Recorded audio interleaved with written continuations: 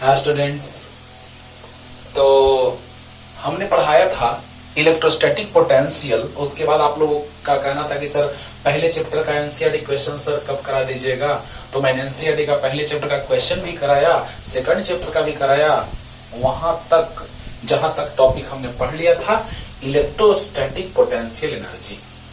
Right, अब हम लोग बात करने जा रहे हैं बच्चों, बोले थे कि इलेक्ट्रोस्टैटिक्स ऑफ कंडक्टर्स, ये हम इलेक्ट्रोस्टैटिक ऑफ कंडक्टर पढ़ने जा रहे हैं।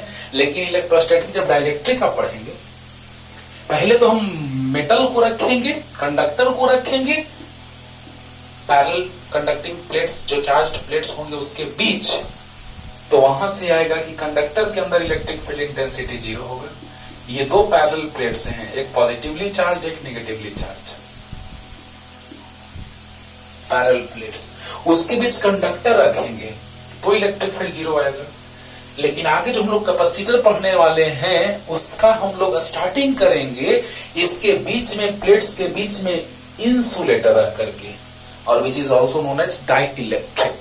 तो डाइइलेक्ट्रिक आप पोलराइजेशन पढ़ेंगे, यहां भी पोलराइजेशन होगा भी कंडक्टर का भी, हाँ, जिसमें हम कहते हैं कि induced electric field means charge induce हुआ तो इलेक्ट्रिक फील्ड इंड्यूस हुआ। ये सब चीज हम अभी जिक्र करने जा रहे हैं। क्लियर? तो पहले हम लोग ध्यान दीजिएगा बच्चों, हेडिंग देने जा रहे हैं हम लोग इलेक्ट्रोस्टैटिक्स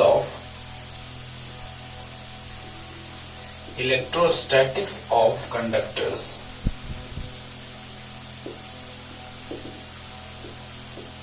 चलिए, जब कंडक्टर्स का इलेक्ट्रोस्टैटिक पढ़ने जा रहे हैं तो पहले कंडक्टर के बारे में थोड़ा सा जान लेते हैं, है ना। कंडक्टर्स में बाबू large number of free electrons present रहते हैं, है ना। जैसे हम एग्जांपल लेते हैं इसका समझने के लिए बच्चों को, कि जैसे ही स्विच हम ऑन किए, एक बल्ब है 10 मीटर डिस्टेंस पे, एक बल्ब है लगा हुआ 20 मीटर डिस्टेंस पे, दोनों सेम स्विच से कनेक्टेड हैं। स्विच को हमने ऑन किया तो दोनों बल्ब एक साथ ग्लो करना स्टार्ट करते हैं। क्यों? Why this type of phenomenon occurs? इसको हम ऐसे कोरिलेट करते हैं बच्चों कि एक रूम में, इसका सबसे अच्छा एग्जांपल आपको मिलेगा रेलवे टिकट काउंटर के पास। हाँ, बिना चले चलते रहिएगा, पहले हम लोग पैर बढ़ाते हैं, है ना, तो हमारा above portion of human body move करता है। लेकिन वहां पे क्या होता है, तो एबव पोर्शन ही पहले मूव करता है, तब मजबूरी में पैर को आगे बढ़ाना पड़ता है। फील करो, मजा आएगा फील करो, अरे बोलो। तो बताओ बच्चों, वहां कंडक्टर का बात हम लोग सीखने जा रहे हैं, उस एग्जांपल से मजा आएगा कि एक रूम में 20% आसानी से रह सकते हैं, लेकिन वहां 100% आ गए। अब बोलिए, एकदम डेंसिटी बहुत ज्यादा इंक्रीज कर जाएगा, और डेंसिटी जैसे इंक्रीज करेगा तो हमने क्या किया, थोड़ा सा फोर्स अप्लाई किया, थोड़ा सा प्रेशर दिया, तो जैसे ही पुश किए, तो पुश करने के बाद पूरे रूम में, है ना, रूम में पूरा डिस्टर्बेंस क्रिएट हुआ कि नहीं हुआ। तो just like that when switch becomes on, then disturbance of the electrons or disturbance of electrons inside the conductor takes place। और जैसे ही हम स्विच ऑन करते हैं, इलेक्ट्रॉन कोलाइड करता है, कोलिजन होता है, और कोलिजन के बाद आगे अगले चैप्टर में, थर्ड चैप्टर में कंडक्टर का बहुत डिटेल पढ़ना है, कंडक्टिंग वायर से करंट का फ्लो करेंगे, इलेक्ट्रिक करंट चैप्टर में। तो सबसे पहले बेसिक समझिए कि कंडक्टर, इलेक्ट्रोस्टैटिक ऑफ कंडक्टर पढ़ने जा रहे हैं, है ना। डाइलेक्ट्रिक और पोलराइजेशन पढ़ने के लिए ये बेस तैयार कर रहे हैं हम लोग। तो बताइए बच्चों, जब हम लोग बात करने जा रहे हैं इलेक्ट्रोस्टैटिक ऑफ कंडक्टर्स का, लेकिन तो कंडक्टर के बारे में हमको थोड़ा जानना जरूरी बनता है। अब बताइए, अगर रूम में जो हाल है, बहुत सारे लोग हैं, थोड़ा सा पुश किए, सबसे लास्ट वाला को इफेक्ट पड़ा, just like that when switch becomes on, तो क्या हो जाएगा, ये इलेक्ट्रॉन बगल वाले को कोलाइड करेगा, बगल वाले से, लास्ट तक एनर्जी बहुत जल्दी पहुंच जाएगा। इसलिए बल्ब जब हम स्विच ऑन करते हैं तो दोनों बल्ब एक साथ जलते हैं, ग्लो करते हैं। अब सोचिए बच्चों कि अगर ऐसा है तो डेंसिटी इलेक्ट्रॉन्स का बहुत ज्यादा है, यानी फ्री इलेक्ट्रॉन्स जो हैं बहुत सारे हैं, बहुत सारे हैं। तो कह सकते हैं कि large number of free electrons are present in a conductor whose conductivity is very high, conduct करने की capability very high, and resistivity, resistivity मतलब रेसिस्ट मतलब रोकने की कैपेबिलिटी बहुत कम होती है। बोलिए, कंडक्ट करने की कैपेबिलिटी हाई और रोकने की कैपेबिलिटी लो होती है। हाँ, और एक तरह से और हम डिफाइन करते हैं जब हम 14 चैप्टर पढ़ाते हैं, 14 सेमीकंडक्टर, तो वहां पे हम डिफाइन करते हैं वैलेंस बैंड और कंडक्शन बैंड के बेसिस पे। तो वैलेंस बैंड और कंडक्शन बैंड है ना बहुत ही नजदीक होते हैं। When negligible gap between valence band and conduction band takes place, then this is called conductor, in which some part of valence band and conduction band are overlap with each other। उसका कुछ part जो होता है दूसरे पे overlap किया हुआ होता है, जो हम लोग 14 चैप्टर में पढ़ेंगे। तो कंडक्टर को डिफाइन करने का बहुत सारा तरीका। The substances, the metallic substances in which large number of free electrons be present, हो गया। The substances, the metallic substances whose conductivity is very high, हो गया।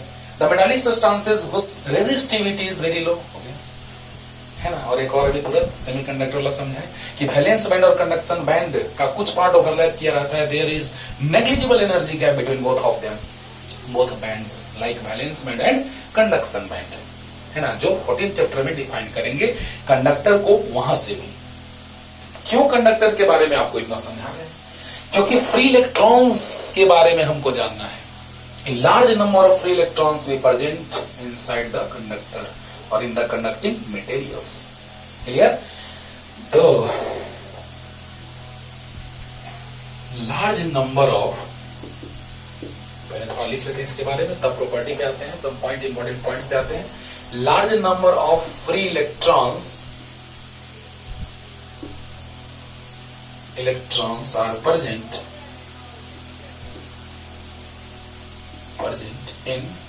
इन conductor,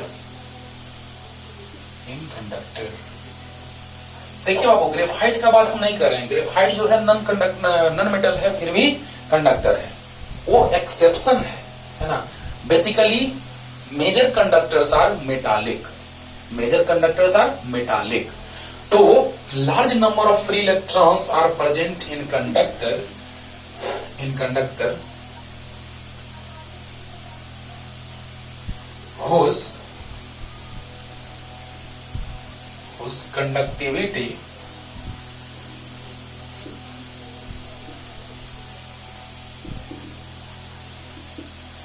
is very high and resistivity, सब अगले चैप्टर में, 3rd chapter में बाबू। थोड़ा सा कंडक्टर के बारे में जानना है तो पहले हम वो बतला देते हैं आपको। एंड रेजिस्टिविटी इज वेरी लो,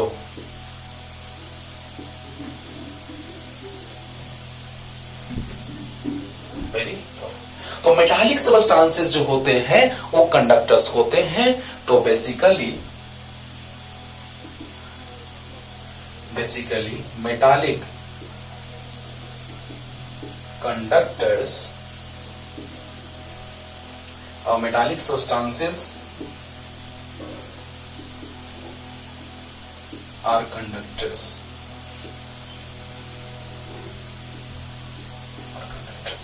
तो बेसिकली मेटालिक सब्सटेंसेस हम कंडक्टर होते हैं। वो ग्रेफाइट जो होता है एक्सेप्शन है, जो नॉन मेटल है फिर भी कंडक्टर है, तो एक्सेप्शन है वो।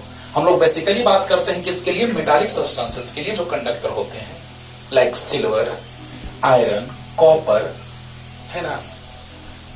ये सारे जो हैं, एल्युमिनियम तो कहना ही नहीं है ना। कॉपर का बहुत यूज होता है।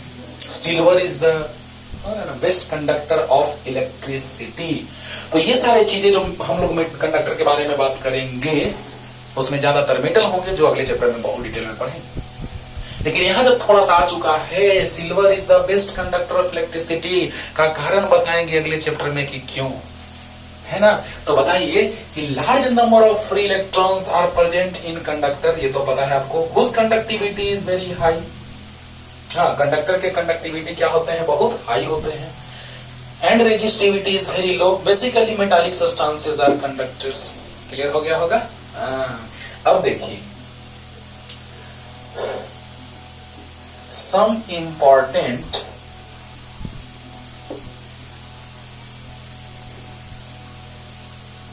some important points or properties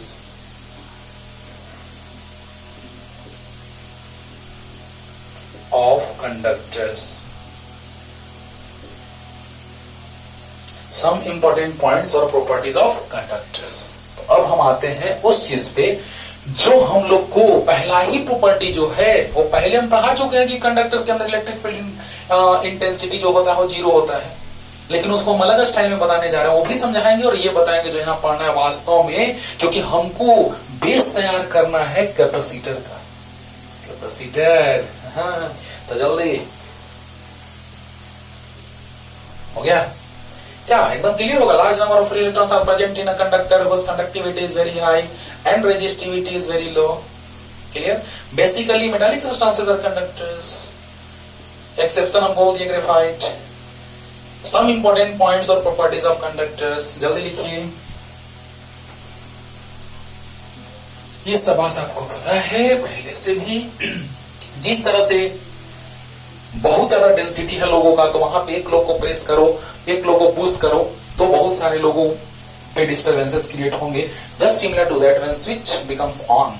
switch को जब ऑन करते हैं तो कंडक्टर के अंदर इलेक्ट्रॉन तेजी से मूव करता है, बहुत जल्दी से करंट का फ्लो होता है, क्योंकि चार्ज का फ्लो होगा तो flow of charge per unit time is known as electric current. और इलेक्ट्रॉन के फ्लो के डायरेक्शन में कोलिजन से फ्लो होता है, कोलिजन के कारण मूवमेंट होता है, लेकिन हम लोग फ्लो कह देते हैं उसको। और जैसे ही इलेक्ट्रॉन का फ्लो एंटी क्लॉक सर्किट में, तो करंट का फ्लो सर्किट में क्लॉकवाइज डायरेक्शन में, because electric current is basically flow of positive charge. अब देखिए बच्चों, तो पहला प्रॉपर्टी आप एमबीए पॉइंट पे आते हैं, इंपॉर्टेंट पॉइंट पे। Electric field intensity, electric field intensity inside the conductor is equal to 0. Electric field intensity inside the conductor is equal to 0. एक कारण तो हमने बताया था कि हमने कंडक्टर लिया था, आपको पता है कि कंडक्टर के आउटर सरफेस पे टोटल चार्ज रेसाइड होता है ना, रीडिस्ट्रीब्यूशन होता है चार्ज का, और उसके बाद स्टैटिक कंडीशन में आ जाता है, मतलब रेस्ट में आ जाता है। डिस्ट्रीब्यूशन, रीडिस्ट्रीब्यूशन होने के बाद जैसे ही चार्ज दिए पूरे पे फैल गया, उसके बाद एट रेस्ट, स्टैटिक कंडीशन उसको कहा जाता है बाबू। तो अब देखो, कंडक्टर के अंदर इलेक्ट्रिक फील्ड 0 या इलेक्ट्रिक फील्ड इंटेंसिटी 0, तो बताइए जैसे ही हम गॉसियन सरफेस ड्रॉ करते हैं तो चार्ज तो सरफेस पे है, चार्ज सरफेस पे है, वो मेथड बताने जा रहे हैं जो हमने आपको पहले चैप्टर में पढ़ाया है। ये सभी जो कॉन्सेप्ट चल रहे हैं अभी, वो पहले से दूसरे चैप्टर तक पढ़ा दिए गए हैं, लेकिन एनसीईआरटी का सिलेबस इसको पढ़ने के लिए बोलता है, तो हम लोग पढ़ेंगे, है ना। लेकिन एनसीईआरटी में बहुत शॉर्ट में दिया, उसको हम धीरे धीरे एलोंगेट कर करके पूरा ब्रॉड कर देंगे और डिटेल में पढ़ेंगे, ठीक है। तो आइए, यहां पर यह है आपका गॉसियन सरफेस, आपका गॉसियन सरफेस मेरा भी है ना, ध्यान दो बच्चों। तो गॉसियन सरफेस के अंदर जो नेट चार्ज है वो 0 है। Why? Because total charge reside at the outer surface of the conductor. तो बताइए बच्चों कि गॉसियन सरफेस के अंदर नेट चार्ज 0, तो बताइए ये बात हम बताए थे according to Gauss's theorem, E dot dA equal to sigma q by epsilon naught, where dA is the area of Gaussian surface and sigma q is the total charge inside the Gaussian surface. Area तो Gaussian surface का, charge तो Gaussian surface के अंदर का, area तो Gaussian surface का, charge तो Gaussian surface के अंदर का। तो बताइए ये जो सिग्मा क्यू आया वो 0 है, net charge 0 inside the Gaussian surface. इसको लिख सकते हैं integration loop E dA cos theta, A dot B A B cos theta 0। E बाहर आ गया, किसी फिक्स डिस्टेंस पे फिक्स इलेक्ट्रिक फील्ड का वैल्यू होगा, और dA cos थीटा ये पहले बहुत बार बताए हैं एप्लीकेशन ऑफ गॉसेस थ्योरम में, स्फीयर से ये स्टार्ट किए थे बच्चों, बोलो बोलो। स्फीयर से ही स्टार्ट किए थे, स्फीयर के अंदर निकाले थे, कंडक्टिंग स्फीयर के अंदर निकाले थे, सरफेस पे निकाले थे, बाहर निकाले थे। कंडक्टिंग स्फीयर के अंदर में इलेक्ट्रिक फील्ड इंटेंसिटी का वैल्यू आया था 0, सरफेस पे आया था KQ by capital R square, radius of the sphere, और आउटसाइड आया था KQ by small r square, where small r is the distance of that point from centre, outside point. Clear? तो बताइए कि E दिए cos थीटा, तो E equal to कितना आ गया, 0 divided by something equal to 0। ये हम लोग मेथड पढ़ चुके थे कि कंडक्टर के अंदर इलेक्ट्रिक फील्ड 0 होता है, क्योंकि we know that total charge decide at the outer surface of the conductor, so net charge inside the conductor is equal to 0। तो बताइए, चार्ज कंडक्टर के अंदर 0 तो इलेक्ट्रिक फील्ड भी 0। लेकिन यहाँ पे ये कारण हम पढ़ चुके हैं, ये मेथड पढ़ चुके हैं पहले, जल्दी जल्दी लिख लो साइड में। लेकिन यहाँ हम लोग वो मेथड पढ़ने जा रहे हैं जो आप लोग को पता नहीं है और जो यहीं पे पढ़ना है सच में। देखिए, तो पहले फिगर से समझाते हैं तब थ्योरी लिखें। ये है बाबू, पैरेलल प्लेट्स हैं दो, एक पॉजिटिवली चार्ज्ड और एक निगेटिवली चार्ज्ड, राइट। यहां पे कंडक्टर है, conductor, when conductor is placed inside the external electric field. External electric field कौन है, तो ये है। यहां पे भी कंडक्टर नहीं रहता तो इलेक्ट्रिक फील्ड लाइंस प्लस से माइनस में जाते, हाँ, और उसी में एक हमने मेटालिक प्लेट को अगर इंसर्ट कर दिया तो क्या हुआ, इसका मतलब कि वो फील्ड उसके लिए, जैसे हम जाकर के कहीं पे चले गए किसी एक्सटर्नल प्लेस पे, तो हम उस प्लेस के लिए एक्सटर्नल है। तो यहां पर भी ये जो प्लेट्स हैं, तो यहां हम लोग क्या देख रहे हैं बच्चों कि ये पॉजिटिवली चार्ज प्लेट, ये निगेटिवली चार्ज प्लेट, तो यहां पर प्लस चार्ज है, यहां पर माइनस चार्ज है प्लेट पे, और यहां पर जो फील्ड है वो एक्सटर्नल इलेक्ट्रिक फील्ड है, ऊपर रिप्रेजेंट कर दिए हैं। एक्चुअली इसमें पूरे रीजियन में होगा इलेक्ट्रिक फील्ड, पूरे रीजियन में इलेक्ट्रिक फील्ड होगा पॉजिटिव टू निगेटिव। लेकिन आपको अच्छे से समझने के लिए positive to negative means electric field lines जो है वो positively charge plate to negatively charge plate जा रहे हैं, और यहाँ पे ये पॉजिटिव टर्मिनल से कनेक्टेड है, ये निगेटिवली टर्मिनल से, निगेटिवली चार्ज टर्मिनल से, means positive terminal of the battery and negative terminal of the battery से ये दोनों कनेक्टेड हैं।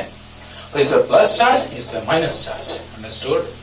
अब देखो बच्चों कि यहां पे हम लोग देख रहे हैं कि कंडक्टर को जैसे ही लाएं तो याद करो एक बात कि कंडक्टर पे इनिशियली चार्ज 0 था, नेट चार्ज, याद करो नेट चार्ज 0 होता है, जितना प्लस उतना ही माइनस, जितना प्लस उतना ही minus.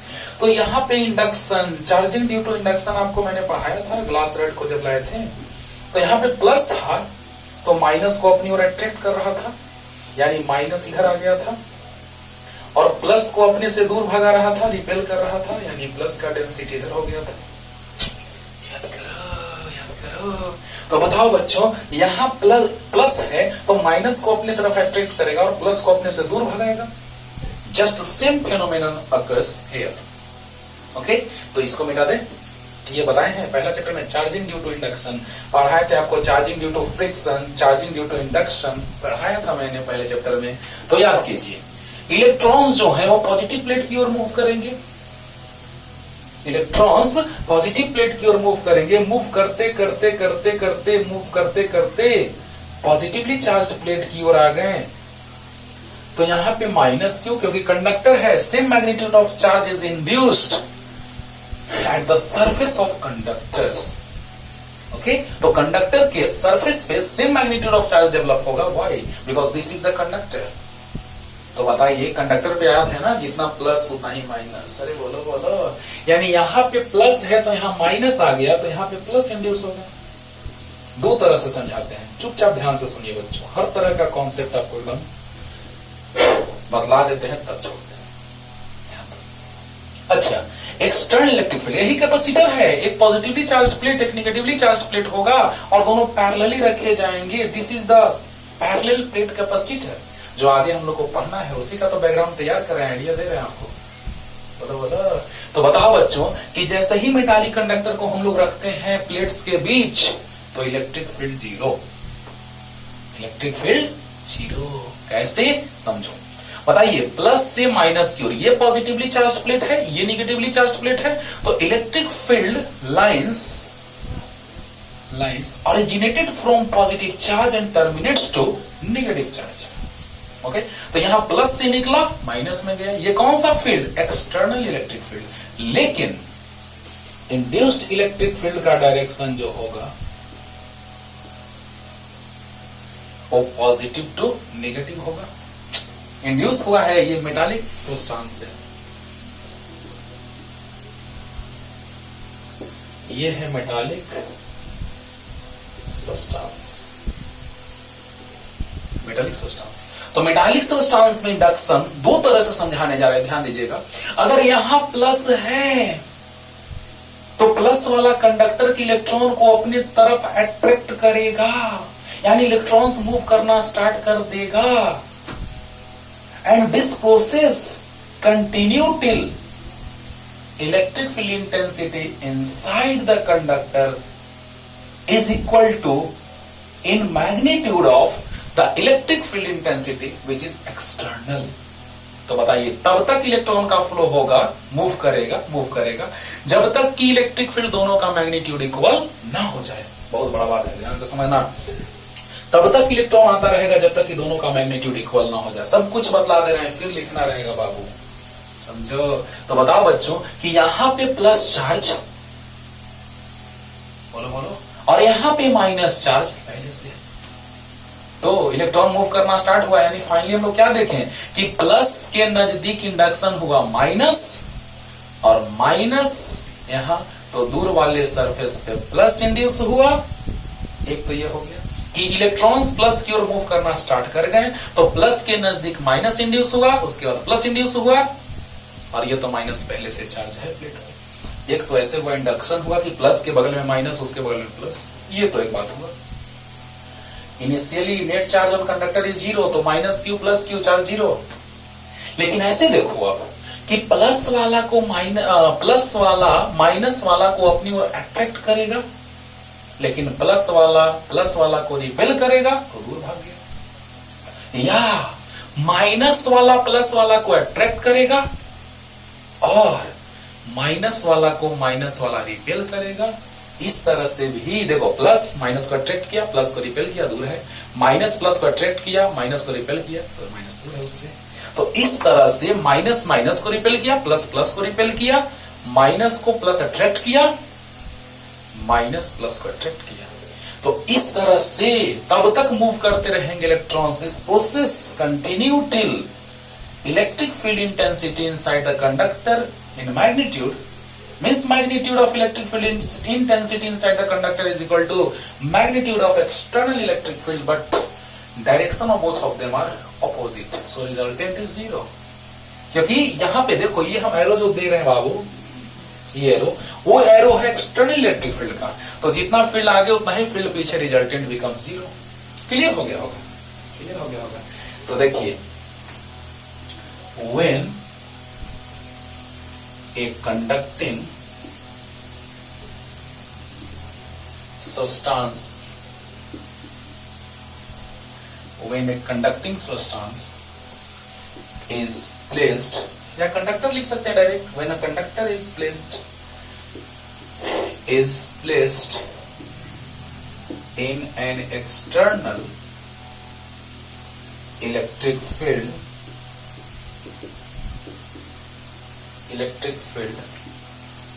between the charged plates,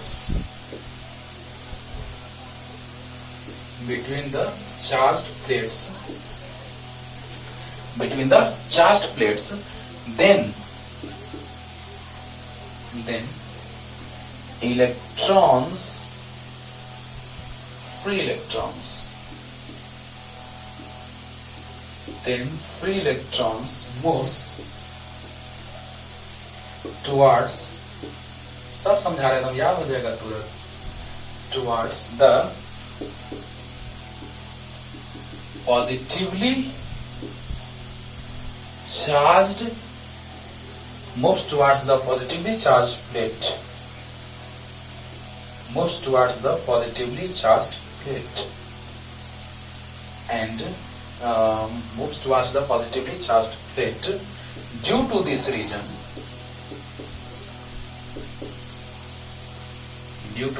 reason, negative charge induced, induction हो रहा है बाबू, इंड्यूस्ड अभी समझा दिए हैं, induced near to the positively charged plate, negative charge induced on the conductor,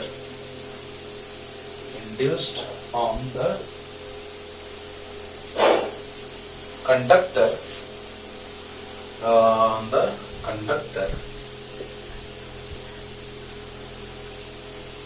near to the positively charged plate in same magnitude,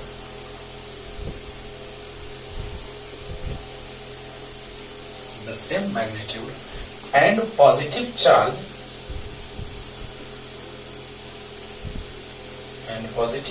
वही same magnitude positive charge का भी होगा, and positive charge having same magnitude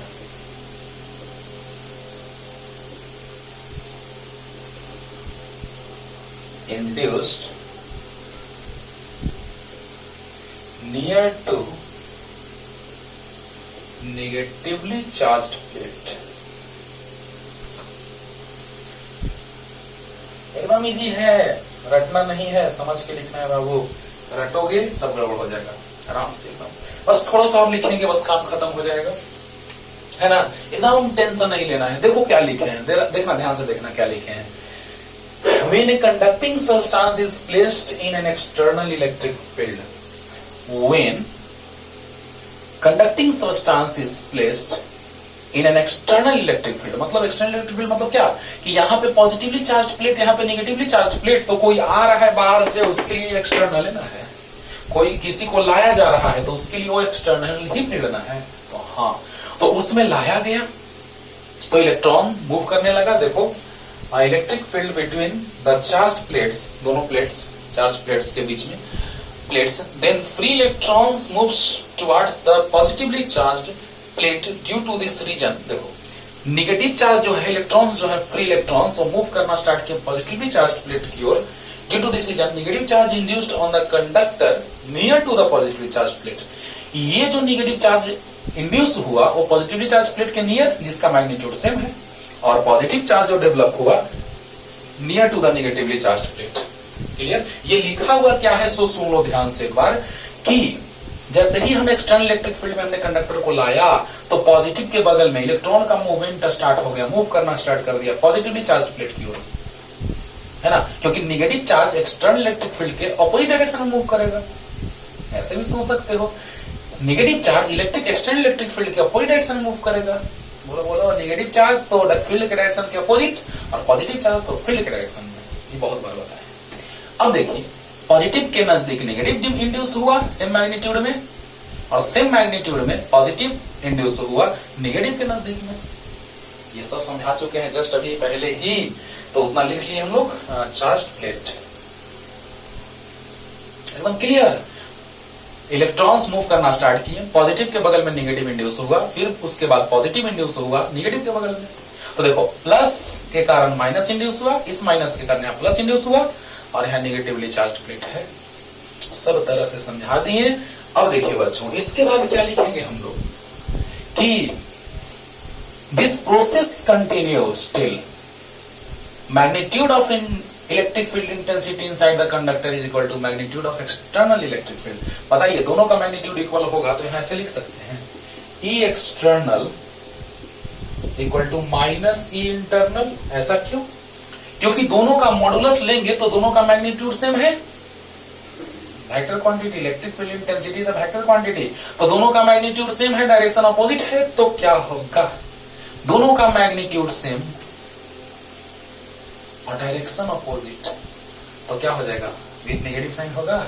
अरे according to Newton third law of motion every action has the equal and opposite reaction. हम जितना अर्थ में force apply करते हैं अर्थ भी हमारे ऊपर उतना ही फोर्स अप्लाई करती है।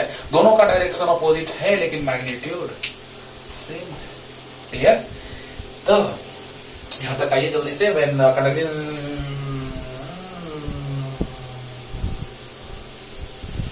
राइट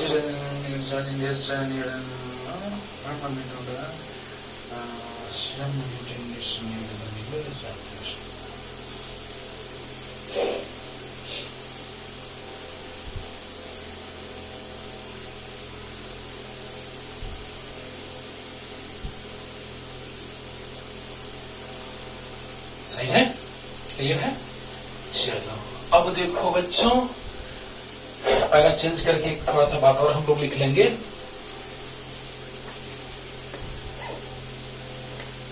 कि this process continues till,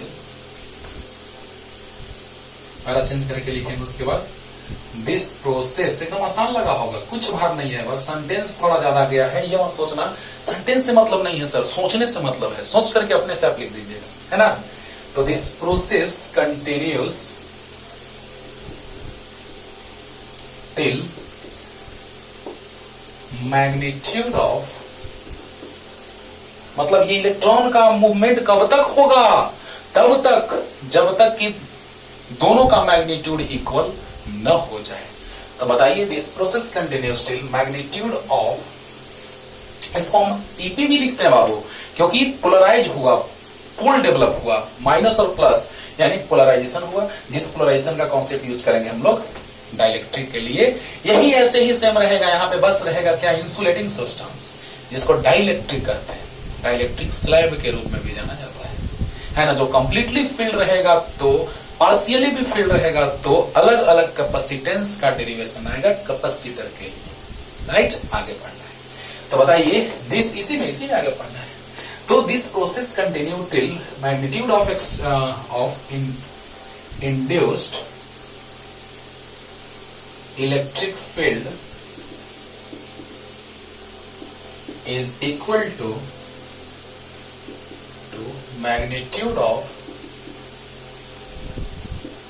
external electric field। दोनों का मैग्नीट्यूड इक्वल लेकिन डायरेक्शन ऑपोजिट। दोनों का मैग्नीट्यूड इक्वल लेकिन डायरेक्शन क्या बच्चों? ऑपोजिट है। तो बताइए क्या हो जाएगा?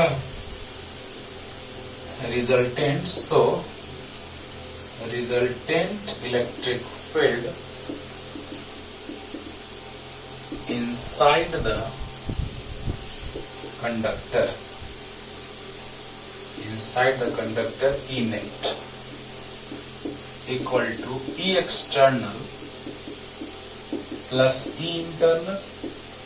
E external negative of E internal plus E internal, तो E external negative of E internal, और इंटरनल पहले से यानी E नेट 0, तो E नेट का मैग्नीट्यूड भी 0। अरे वाह सर, सोचो बच्चों, एकदम स्लो मोशन में ध्यान से क्लियर करते हैं, ध्यान से सुनना। प्लस के बगल में माइनस इंड्यूस हुआ, फिर उससे दूर प्लस इंड्यूस हुआ, ये बहुत पहले बता चुके हैं फर्स्ट चैप्टर में। और यहाँ पे तो माइनस पहले से है। इलेक्ट्रॉन का मूवमेंट तब तक होगा जब तक कि दोनों का मैग्नीट्यूड इक्वल ना हो जाए। दोनों का डायरेक्शन अपोजिट है। कैंसिल होकर के कितने आ गए? 0। यानी कंडक्टर के अंदर इलेक्ट्रिक फील्ड इंटेंसिटी का वैल्यू 0 होता है। पहले बताए थे गॉसेस थ्योरम को अप्लाई करके, और अब बताए on the basis of induction. Right? जल्दी से लिख लीजिए, जल्दी।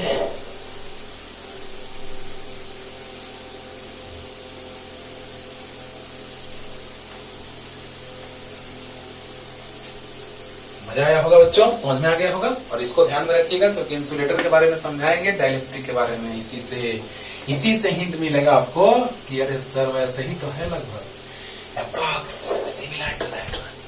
तो बताइए अगला है कि electric potential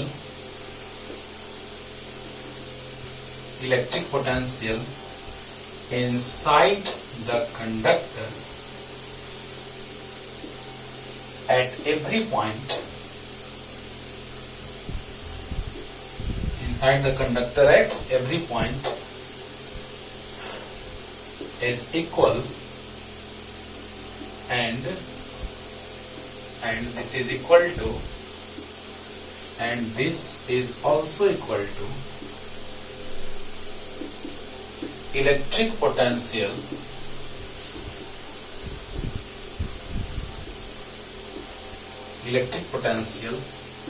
at the surface of conductor.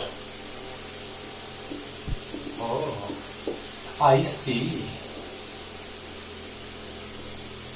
ध्यान से समझो। ये बात हम पहले बता चुके हैं, लेकिन यहाँ पढ़ना है। एनसीईआरटी का सिलेबस कहता है कि यहाँ पढ़ना है, तो पढ़ो। बोलो बोलो।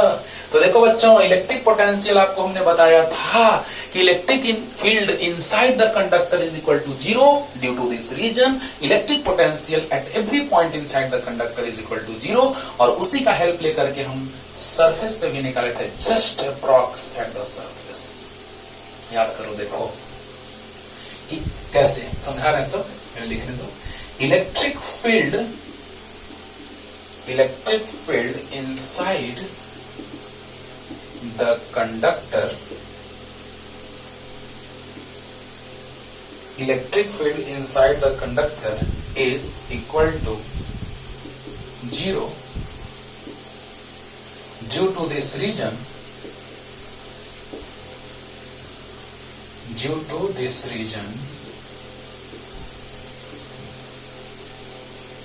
electric field inside the conductor is equal to 0 due to this reason.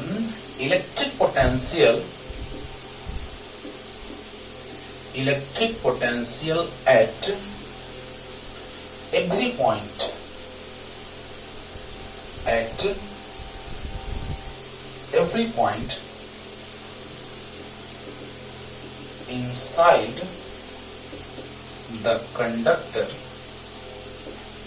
inside the conductor is equal to, is ऐसे लिख सकते हैं, inside the conductor is constant,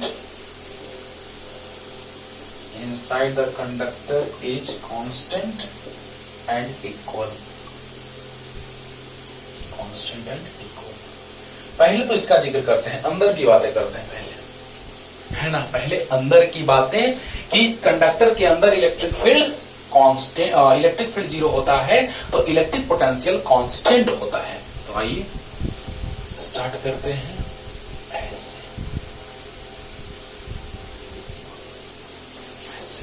तो बताइए, यहां पॉइंट O ले लिए, यहां पॉइंट A ले लिए, ऐसे ही बताए थे वहां भी। तो VO और VA, electric field intensity inside the uniformly charged conductor is equal to, electric field intensity is 0, so electric potential is constant. तो कैसे? तो ऐसे। अरे एकदम आसान है, समझो।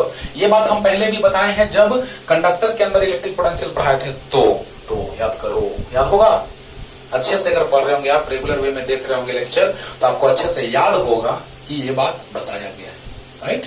तो बताइए, electric field inside the conductor is equal to 0, याद है। Due to this reason, electric potential at every point inside the conductor is constant and equal. अब देखो, we know that,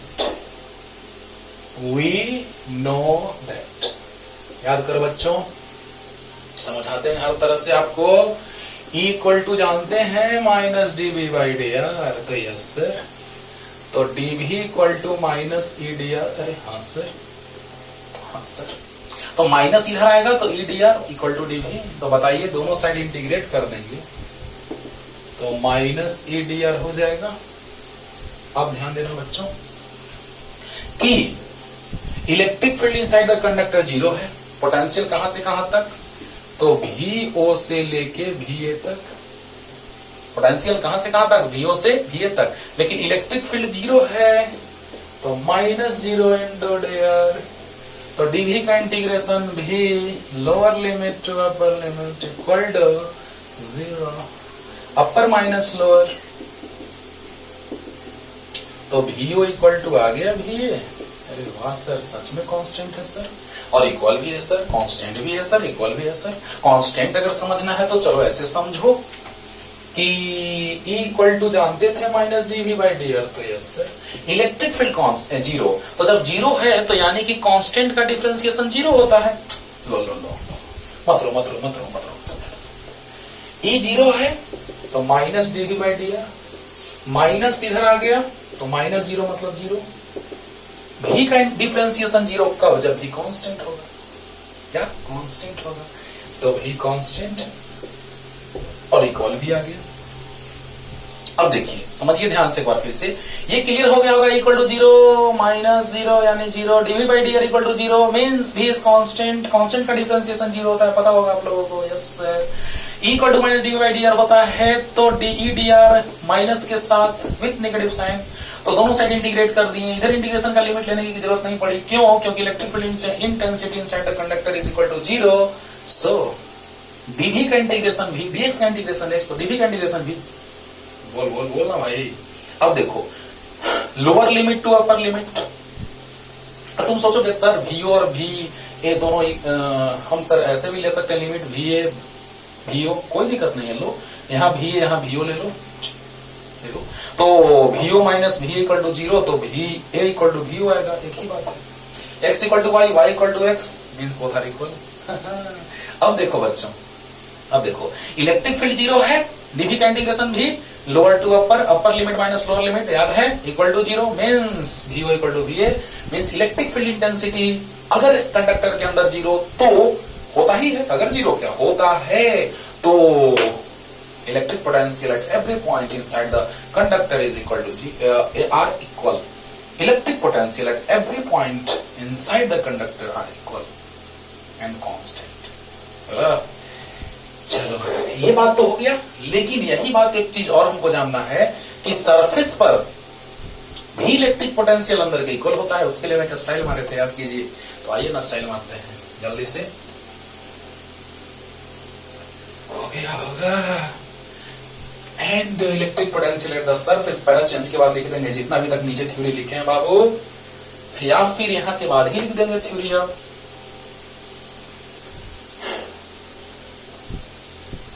electric potential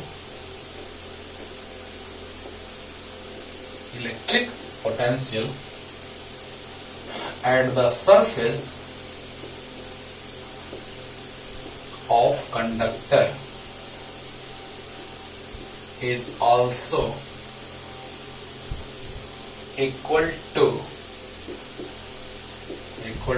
the electric field also equal electric potential also equal to electric potential at the surface of conductor is also equal to electric potential inside the conductor।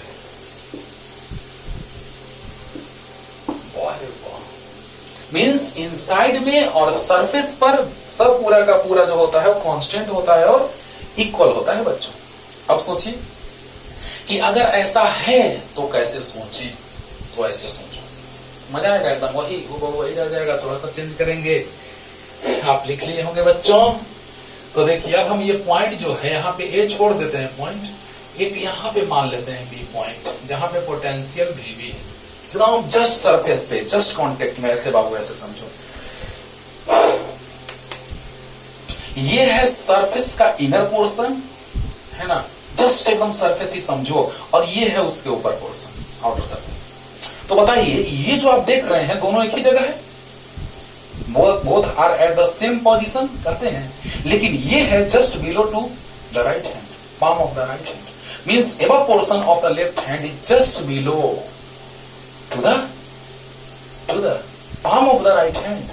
तो बताइए कि इस palm के just नीचे है, लेकिन है तो दोनों जगह। अरे वाह अजीब बात है सर, ये जस्ट इसके नीचे है लेकिन ये दोनों कांटेक्ट में है, लेकिन इसके ये नीचे है। अरे वाह है ना। तो बताइए जस्ट वैसे ही हम लोग मान लिए बाबू कि जस्ट एकदम सरफेस पे हमने एक पॉइंट कंसीडर कर लिया वीबी, क्योंकि सरफेस पर भी उतना ही होता है, ये हमको समझना है।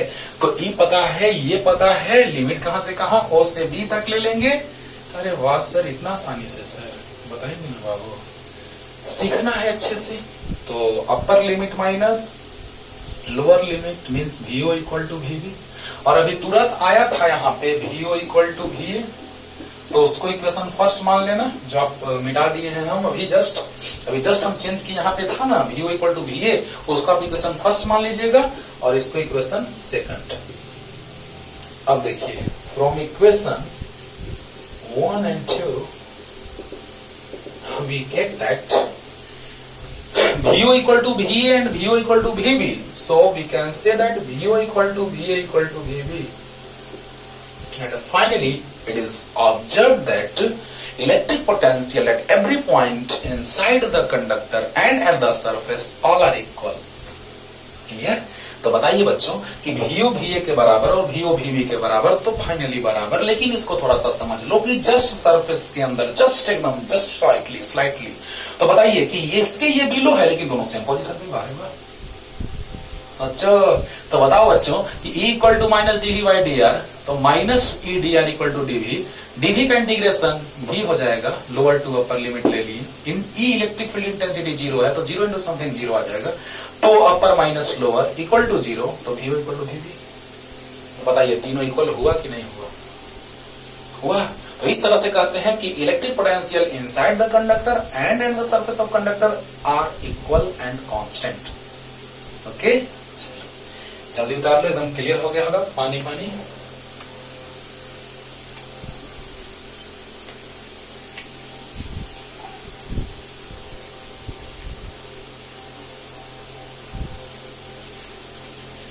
Next, third number, electric field lines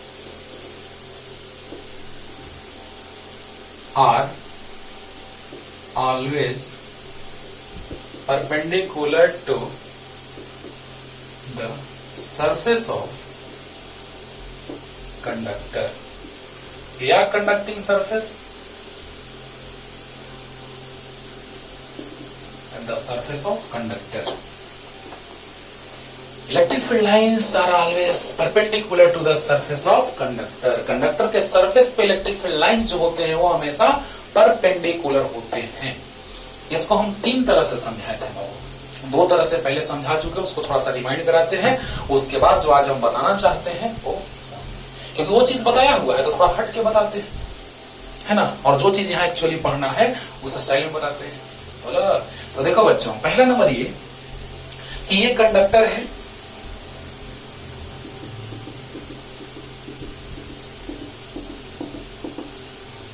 तो सेंटर से जाने वाले लाइंस जो होते हैं वो सरफेस पे परपेंडिकुलर होते हैं, भले ही इलेक्ट्रिक फील्ड लाइंस अंदर में इंटर नहीं कर रहा है, क्योंकि electric field lines never passes through the conductor. ये डॉटेड से मिला है, वो फील्ड लाइन नहीं है, बस समझने के लिए कि सेंटर से पास कर रहा है। तो जो सेंटर से फील्ड लाइन पास करता है, जो सेंटर से लाइन पास करता है, वो सरफेस पे परपेंडिकुलर होता है। तो शॉर्टकट मेथड ये हो गया।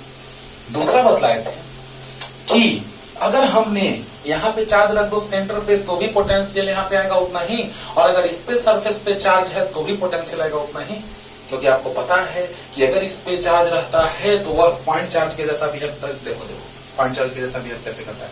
यहाँ पे चार्ज है, इससे r डिस्टेंस पे पोटेंशियल बोलो V इक्वल टू, तो KQ/R बोलो, ये पॉइंट चार्ज के जैसा बिहेव करता है, हम समझा चुके हैं पीछे, बोलो। तो बताओ बच्चों, यहाँ पे चार्ज अगर है, r डिस्टेंस पे पोटेंशियल KQ/R होगा, बोलो बोलो। तो बताइए बच्चों कि V इक्वल टू KQ/R, अच्छी बात है। अब देखिए, अगर इसके बारे में बात करें तो यहाँ पर भी डिस्टेंस r है और ये भी डिस्टेंस r है, तो यहाँ पर भी पोटेंशियल जो होगा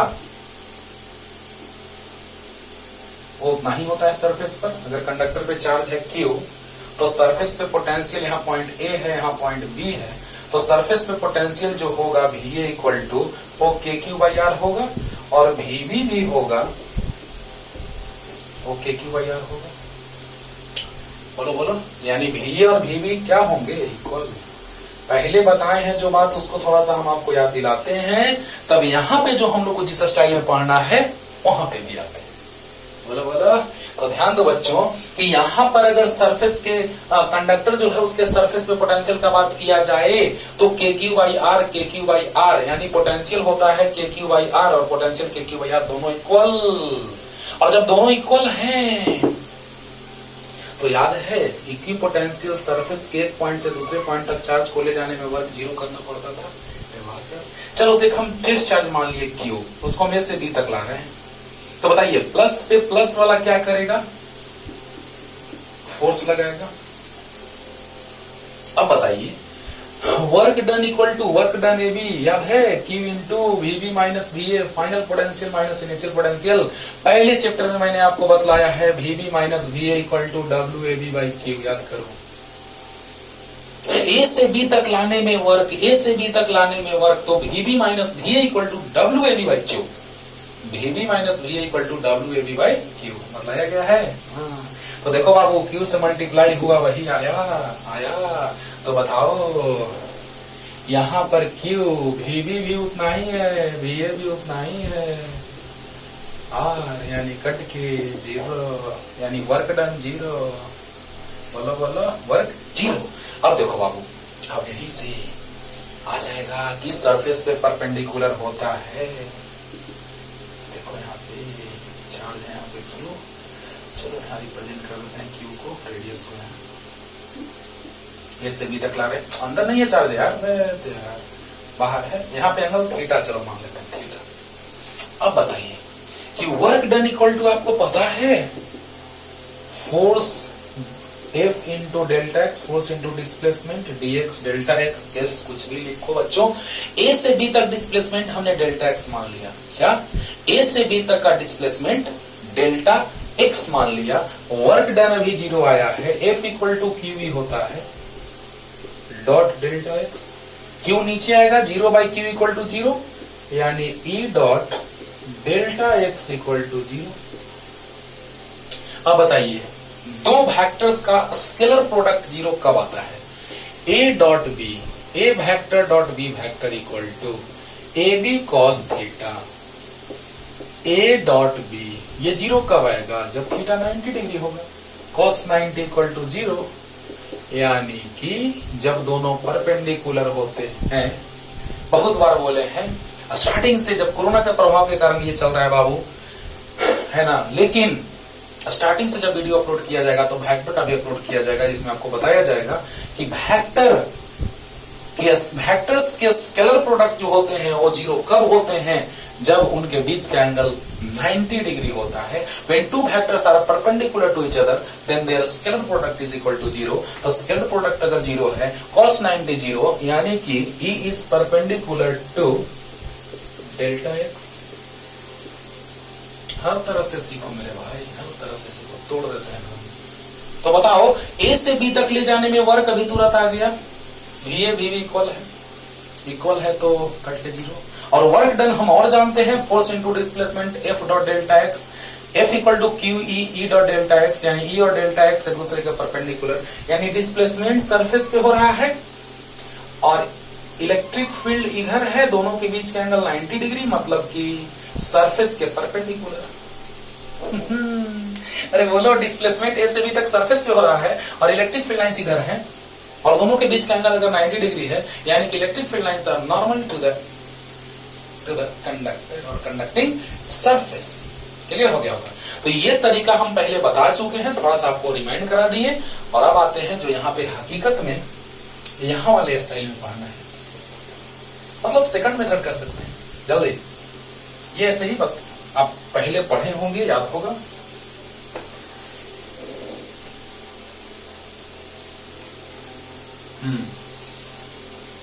अब देखो बच्चों, ध्यान देना, electric field lines are always perpendicular to the surface of conductor. तो चलिए इसको कंट्राडिक्शन से, कि पहले मान लेते हैं कि परपेंडिकुलर नहीं है, उससे लेके चलते हैं। देखो कैसे, initially suppose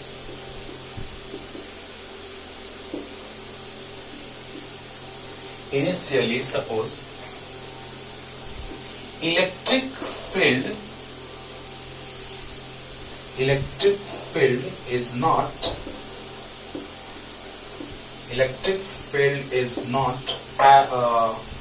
perpendicular to the surface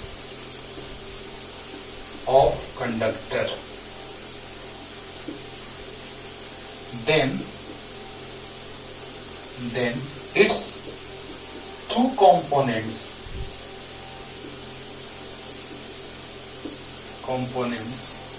पहले रुक जाइए, फिगर बनाते हैं तब आपको समझ में आएगा कंपोनेंट के बारे में। कंपोनेंट 11th का सेकंड चैप्टर वेक्टर है ना। तो बताइए कि यहां पे हम लोग क्या देख रहे हैं कि इलेक्ट्रिक फील्ड जो है वो परपेंडिकुलर नहीं है, किसी एंगल पे मान लीजिए, और कोई भी एंगल हम लोग मानते हैं तो हॉरिजॉन्टल से ही मानते हैं, सरफेस से ही मानते हैं। तो एक हो गया ई पैरेलल मींस टेंजेंशियल और एक हो गया ई परपेंडिकुलर।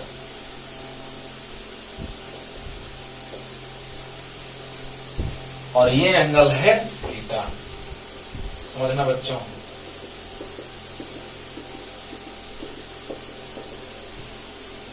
राइट, चलो क्यों चार्ज मान लिए।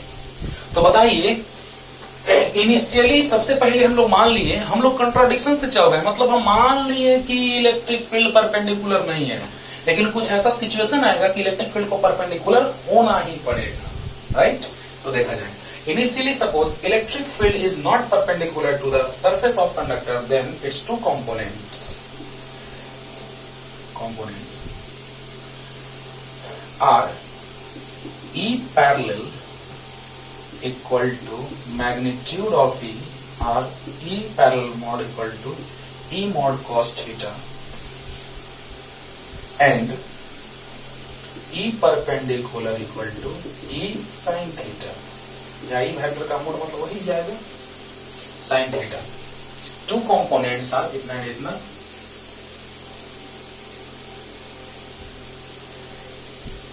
देखिए ये है टेंजेंशियल कंपोनेंट ड्यू टू, या ऐसे लिखते हैं कि टेंजेंशियल कंपोनेंट, पहले लिखने दीजिए तब समझा रहे हैं। टेंजेंशियल कंपोनेंट या पैरेलल कंपोनेंट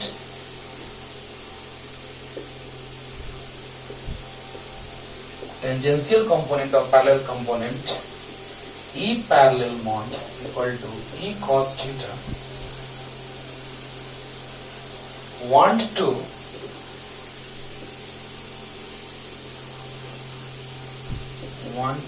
flow, ये चाहता है कि चार्ज का फ्लो कराएं, है ना। want to flow क्योंकि फील्ड है तो फोर्स लगेगा, चार्ज को फ्लो कराना चाहेगा। want to flow the charge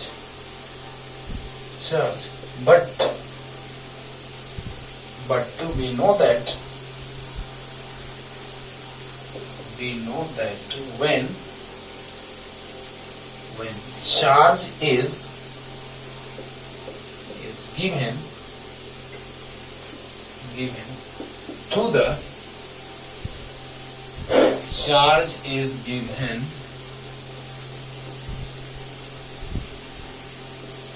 to the conductor, then redistribution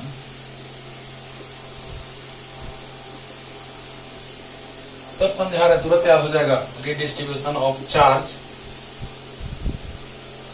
takes place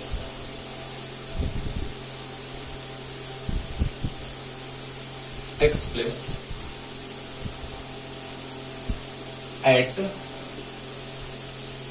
every points. Redistribution of charge takes place at every points on the surface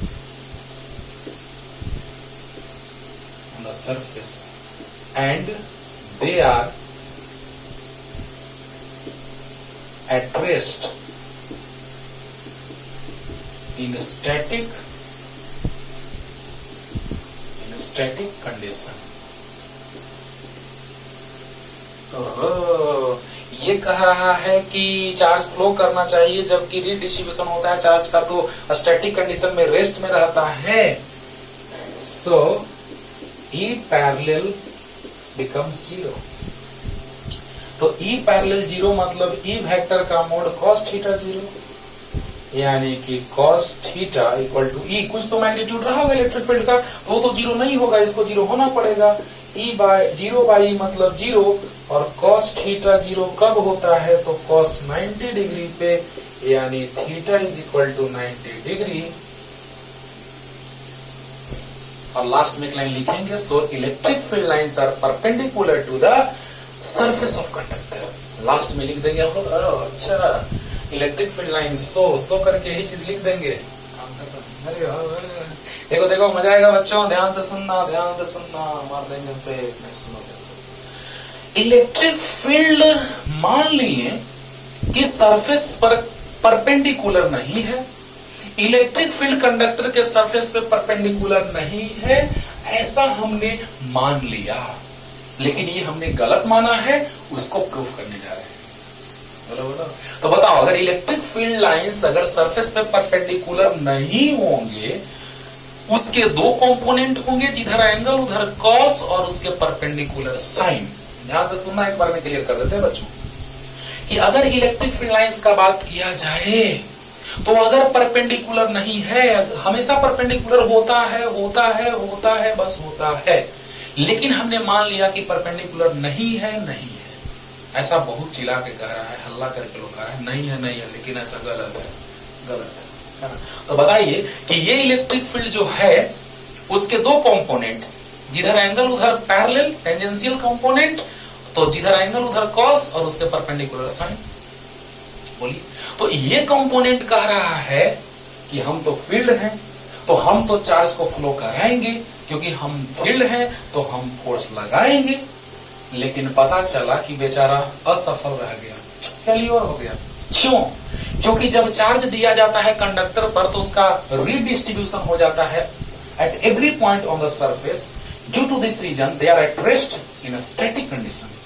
तो सभी जो है एट रेस्ट में है, मतलब रेस्ट में है, तो जब सभी रेस्ट में है तो चार्ज का फ्लो ये करा पाया तो नहीं करा पाया। अगर सभी रेस्ट में है, ये कह रहा है कि हम मोशन में कराएंगे तुमको, ये सब कह रहा है कि हम लोग रेस्ट में हैं ही नहीं, होंगे मोशन में हम लोग हैं ही नहीं, करंट का फ्लो होगा ही नहीं, चार्ज का फ्लो होगा ही नहीं, ये सारे कह रहे हैं कि हम लोग तो रेस्ट में हैं।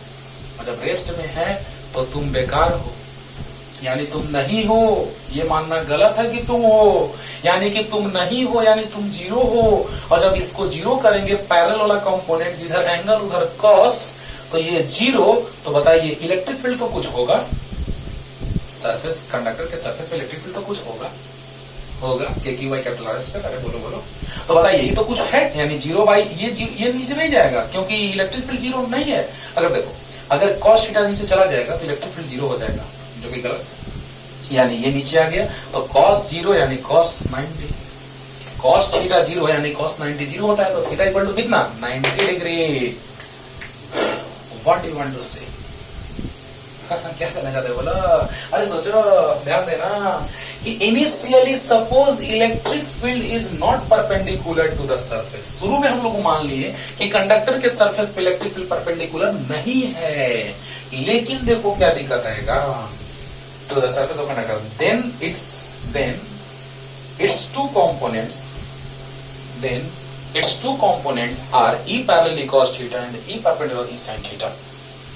Tangential component, parallel means tangential, तो tangential component और parallel component E parallel cos theta want to flow the charge, है ना, चाह रहा है कि चार्ज का फ्लो हम करा दें, है ना, want to flow the charge, ये चाह रहा है कि चार्ज का फ्लो करा दें, but we know that when charge is given to the conductor, then redistribution of charge takes place at every point on the surface.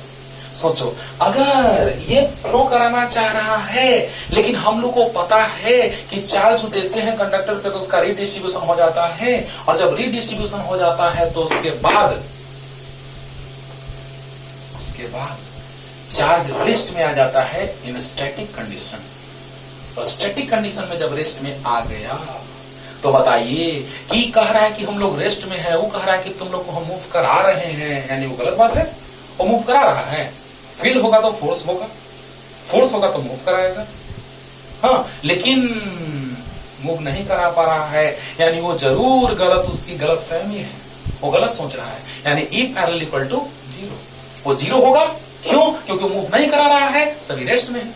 तो बताइए ये 0 हो गया, यानी ये 0, ये नीचे चला गया, cos थीटा 0, cos 90 0। बोलो cos 90 0, यानी थीटा इक्वल टू क्या? 90 डिग्री, cos 90 0। जल्दी लिखिए, जल्दी, क्लियर हो गया होगा। अब देखिए वही चीज लिख देंगे, देखो कैसे लिखेंगे, देखना। देखो बच्चों, ये स्टाइल है लिखने का। सो cos 90 0 आया तो थीटा 90 आ गया। So electric field lines are always perpendicular to the surface of conductor. इसके बाद लिखना है, बोलो, इसके बाद ये लिखना है कि electric field lines are always perpendicular to the surface of conductor. तो बहुत ज्यादा फिर वीडियो लंबा हो जाएगा, लॉन्ग हो जाएगा। कैविटी बताएंगे, कैविटी के लिए, कंडक्टर के लिए सरफेस में इलेक्ट्रिक फील्ड इंटेंसिटी का एक्सप्रेशन लाएंगे अगले तुरंत वीडियो में, ठीक है ना। तब तक पढ़ते रहिए अच्छे से और लिख लीजिए। तब तक के लिए टाटा बाय बाय।